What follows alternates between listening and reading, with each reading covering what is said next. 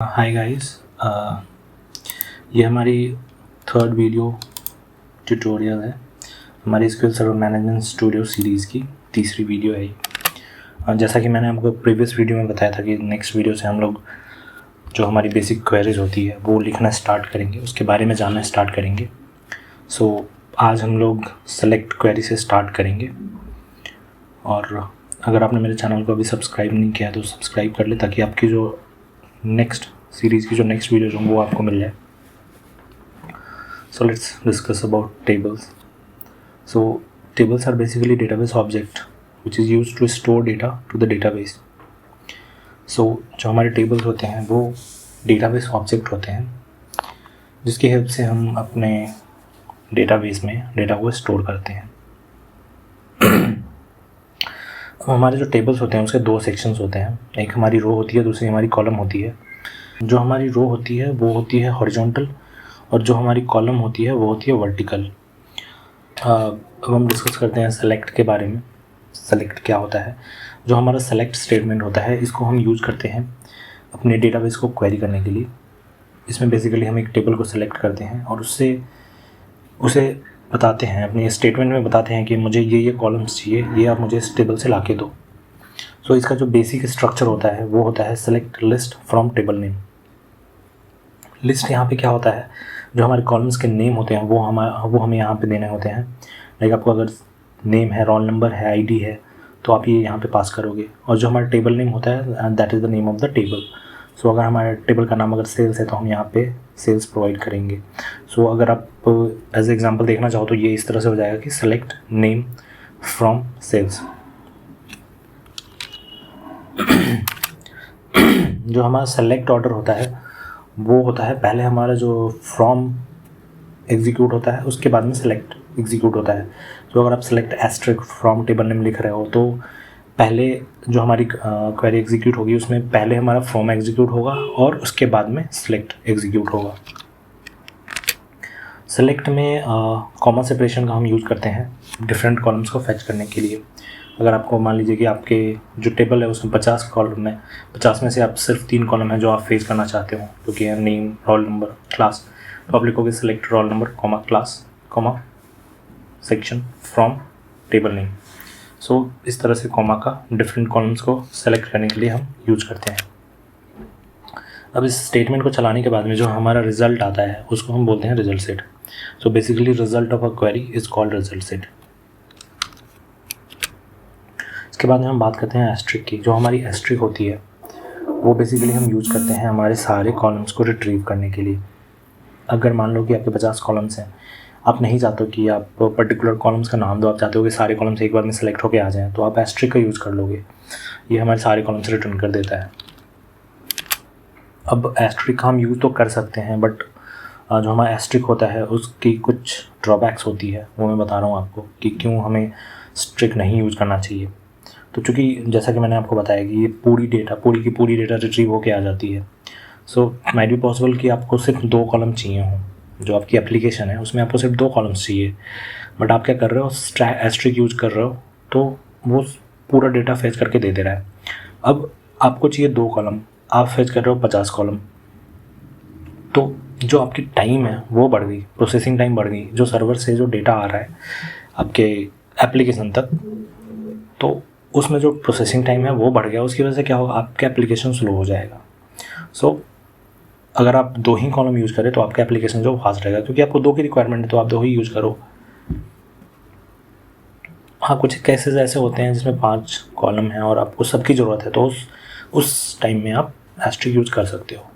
Second चीज़ ये है कि आप मान लो कि चूँकि हमारी जो एप्लीकेशन होती है वो एक डेवलपमेंट फेज़ कह सकते हैं कि हमेशा ही रहता है उसका, क्योंकि क्लाइंट कुछ ना कुछ चीज़ें ऐड करवाता रहता है, रिमूव करवाता रहता है। तो हो सकता है कि आपकी जो टेबल है उसमें एक कॉलम आपने ऐड करवा दिया या रिमूव करवा दिया और आपने कोड लिख रखा है इस तरह से कि वो सारे डेटा उठा के ला रहा है, तो माइट बी पॉसिबल कि आपने एक कॉलम ऐड किया, उसकी वजह से हो सकता है ऐसा कि आपका जो एप्लीकेशन है वो क्रैश कर जाए।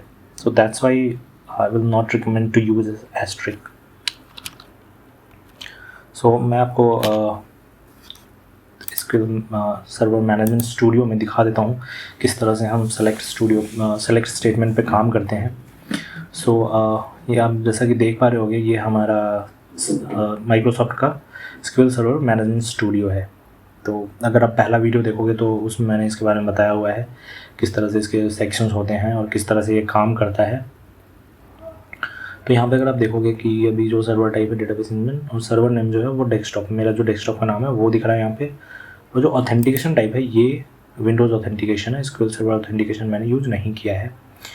तो अगर आप SQL सर्वर ऑथेंटिकेशन यूज़ करते हो तो उस केस में आपको यूज़र नेम पासवर्ड देना होता है। यहाँ पे मैं विंडोज़ ऑथेंटिकेशन कर रहा हूँ, मेरे को कोई भी यूज़र नेम पासवर्ड देने की ज़रूरत नहीं है। मैं कनेक्ट पे क्लिक करूँगा और मेरा SQL server management studio connect हो जाएगा।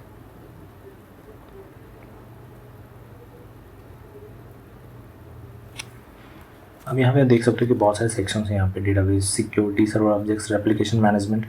तो हमें इन सब पे ध्यान देने की कोई ज़रूरत नहीं है। What we will talk about is database.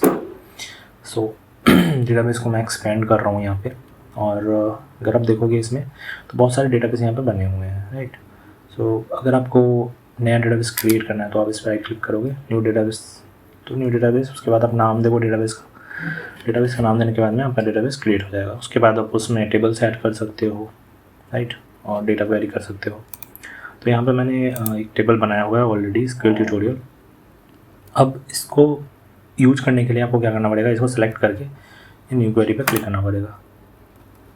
New query पे जैसे ही आप क्लिक करोगे तो आपके ये जो डेटाबेस है वो सेलेक्ट हो जाएगा।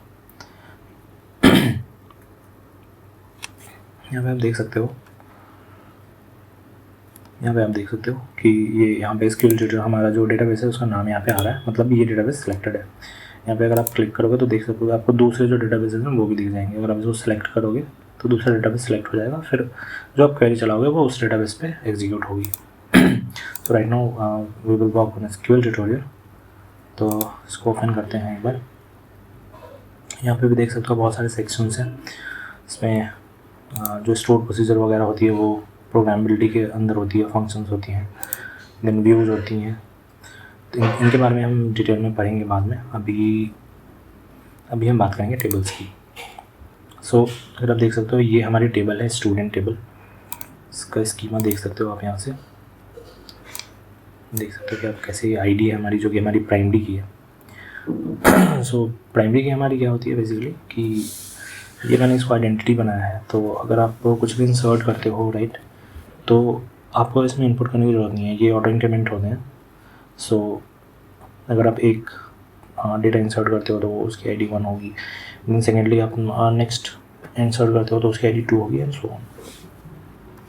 तो चलिए अब सेलेक्ट स्टेटमेंट पर बात करते हैं। तो जो हमारी बेसिक सेलेक्ट स्टेटमेंट होती है वो होती है सेलेक्ट एस्ट्रिक्ट फ्रॉम स्टूडेंट। तो एस्ट्रिक्ट जो है हमारा वो कौन से कॉलम्स हमें सेलेक्ट करने हैं वो है, और स्टूडेंट जो है हमारा वो टेबल का नाम है। इसको मैं एग्जीक्यूट करूँगा, आप F5 भी दबा सकते हो। तो ये हमारा रिकॉर्ड सेट आ गया, ठीक है। इसमें आप देख सकते हो ये नेम कॉलम है, रोल नंबर है, क्लास है, सेक्शन है, ऑल।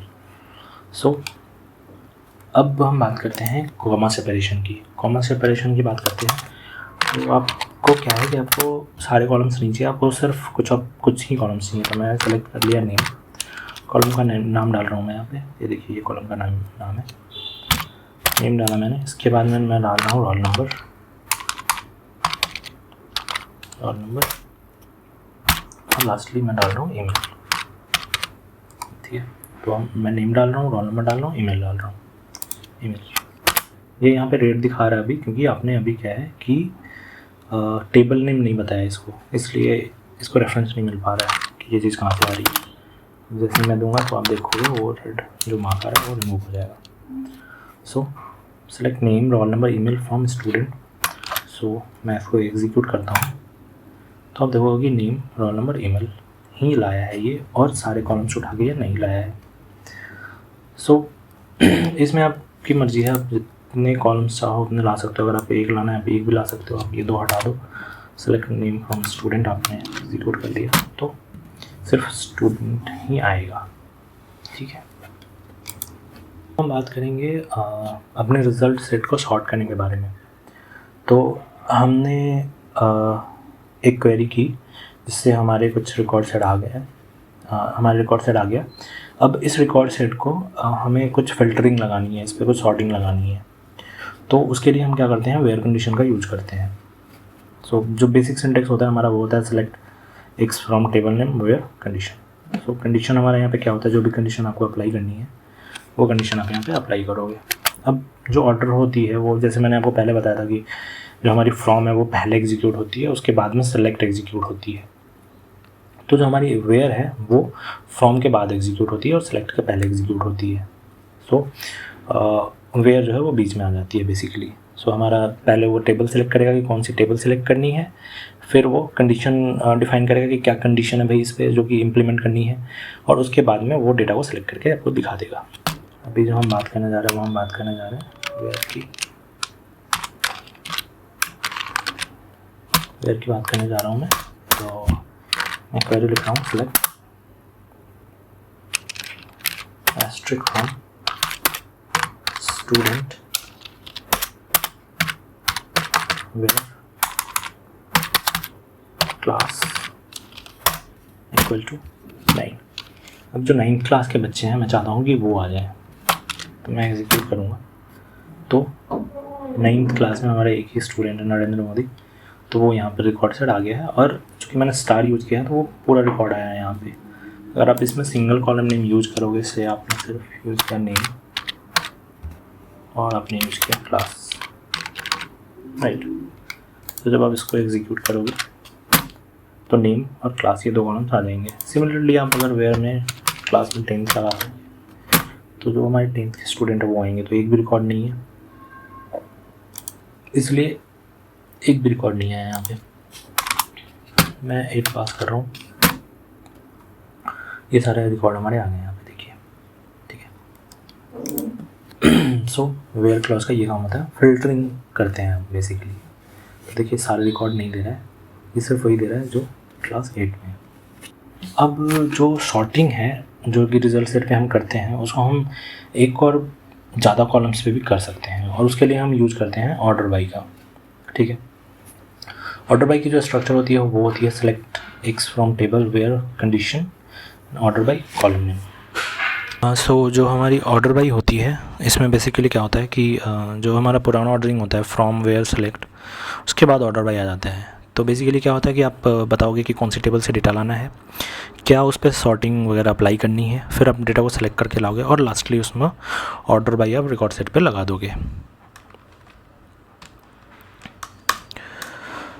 तो ऑर्डर बाई में क्या होगा बेसिकली कि आप लिखोगे select name comma class from student